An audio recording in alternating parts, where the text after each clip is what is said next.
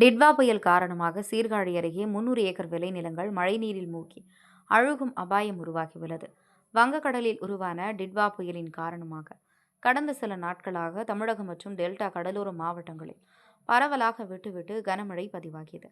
மயிலாடுதுறை மாவட்டம் சீர்காழி சுற்றுவட்டார பகுதியில் கடந்த சில நாட்களாக கனமழை பெய்து வருகிறது. இந்நிலையில் திருவெண்காட்டை அடுத்த சின்ன பெருந்தோட்டம் கிராமம் கடற்கரைக்கு மிக அருகாமையில் அமைந்துள்ளது. இந்த கிராமத்தில் சுமார் 300 ஏக்கரில் விவசாயிகள் சம்பா சாகுபடியில் ஈடுபட்டனர். கடந்த நாட்கள் பெய்த மழையில் சாகுபடி செய்த பயிர்கள் தற்போது மேற்கு பகுதியில் இருந்து வரும் அதிகப்படியான மழை நீரால் 300 ஏக்கர் சாகுபடி செய்யப்பட்ட பயிர்கள் நீரில் மூழ்கி கடல் போல காட்சியளிக்கிறது. மேலும் மழை தொடர்ந்தால் சங்கா சாகுபடி பயிர்கள் அழுகும் நிலை ஏற்படும் என வேதனை அடைந்துள்ளனர்.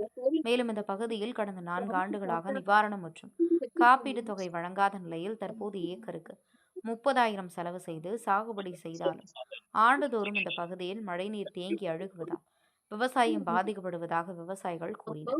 மேலும் இந்த பகுதியின் பிரதான வடிகாலான செல்வனாறு வலது கரையை பலப்படுத்தி கடல் நீர் உட்புகாமல் ஆற்றின் முகப்பு துவாரத்தில் கதவணை அமைத்து தரவும், பாதிக்கப்பட்ட விளைநிலங்களை உரிய கணக்கீடு செய்து நிவாரணம் வழங்க கோரிக்கை விடுத்தனர். சீர்காழி செய்திகளுக்காக சாமி பத்மநாபன்.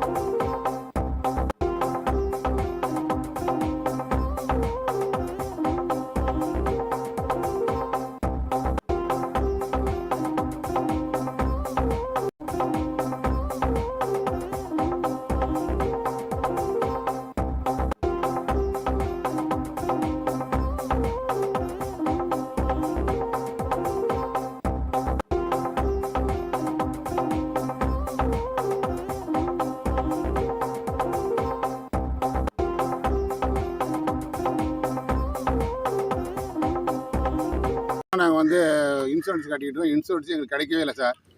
அந்த பக்கம் பார்த்தீங்கன்னா ஒரு 3/4 கிலோமீட்டர் தான் கடற்கரை இருக்குது.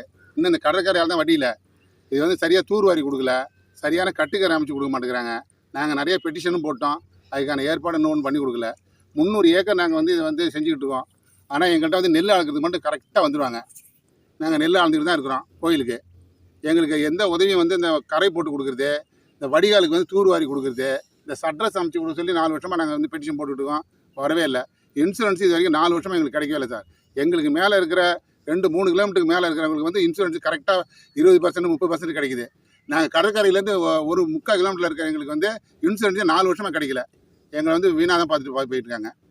எங்களுக்கு இந்த கட்டுக்கரை அமைச்சு கொடுக்கணும். தூர்வாரி கொடுத்தாங்கன்னா இந்த தண்ணி ஈஸியாக வடிக்கிறதுக்கு வாய்ப்பு இருக்குங்க. தண்ணி வடியாமல் தான் கிடக்கு. ஒரு வாரமாக அப்படியே கிடக்கு பாருங்க. இந்த பக்கம்லாம் வந்து எல்லாம் கஷ்டப்பட்டு ஒரு 100 குழி கிடச்சிட்டு 10,000 செலவு பண்ணுறோம். ஒரு ஏக்கருக்கு வந்து 30,000 செலவு பண்ணுறோம். 30,000 செலவு பண்ணி கிடச்சி நாங்கள் அள்ளி போட்டு வட்டிக்கு வாங்கி தான் எல்லாம் பண்ணிகிட்டு இருக்கோம். வட்டிக்காரன் இந்த வருஷம் என்ன பண்ண போகிறான்னு தெரில. இங்கே இருக்கிறவங்க எல்லாருமே வந்து குத்தகை சாகுபடி பண்ணி தான். எல்லாம் பட்டா இல்லை. பட்டாவுக்கு வந்து ஐடி நம்பர் கூட கொடுக்க மாட்டாங்க எங்களுக்கு. குத்தகை உள்ளவங்களுக்கு எல்லாருக்கும் பட்டாவுக்கு உள்ளவங்க தான் ஐடி நம்பர் கொடுக்குறாங்க. நாங்கள் ஒரு விவசாயம் கூட தெரிய மாட்டேங்குது. இவ்வளோ தூரம் கஷ்டப்பட்டு பண்ணிட்டு இருக்கோம்.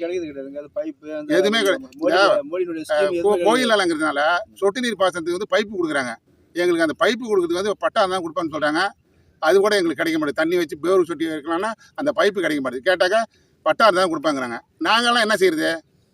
குத்தகை நிலம் எடுத்து சாவடி பண்ணுறாங்க. வந்து நாங்களாம் விவசாயம் இல்லையா? எங்கள்கிட்ட ஏன் ஓட்டு கேட்க வராங்க? நாங்கள் தான் குத்தகை நிலம் தானே சாவடி பண்ணுறோம். எங்கள்கிட்ட ஓட்டுக்கு 2 மாதம் மழை பெஞ்சிருக்கு சார். இப்போ எங்களுக்கு யாருமே வந்து பார்க்கல. மகேஷன் ஒருத்தர் வந்து ஏவ போட்டுக்காரு. அவர் ஒரு 3 நாள் வந்து பார்த்தாரு. அவர் தான் சார் வந்து ஏடி ரவிச்சந்திரன் வந்து பார்த்தாரு.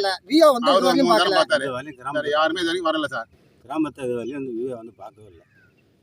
கேட்டா கார்ல போயிட்டு சொல்லுவாரு, நான் எல்லாம் பார்த்துட்டேன் பாரு. ஆனா வயல்ல இறங்கி இது வரையும் வந்து வயலை வந்து பார்த்தது இல்லை. நான் போய் கேட்கறதுக்கு சொல்றாரு எல்லாருக்கும் தான் அழி இருக்கு, எனக்கும் தான் எம்பாவெல்லாம் அழி இருக்கு, இது வரையும் வந்து உங்களுக்கு அழிவுனா என்ன நாங்க செய்யுறாங்க அப்படின்னு கேட்கறாரு. கிராமத்தை வந்து பார்த்தது இதெல்லாம் ஒரு விவசாயம் வந்து இப்ப இல்லாம தட்டை கழிக்கிறது. பற்றி சொல்லணுமா, சாலை மறியலை பற்றி சொல்லணுமா?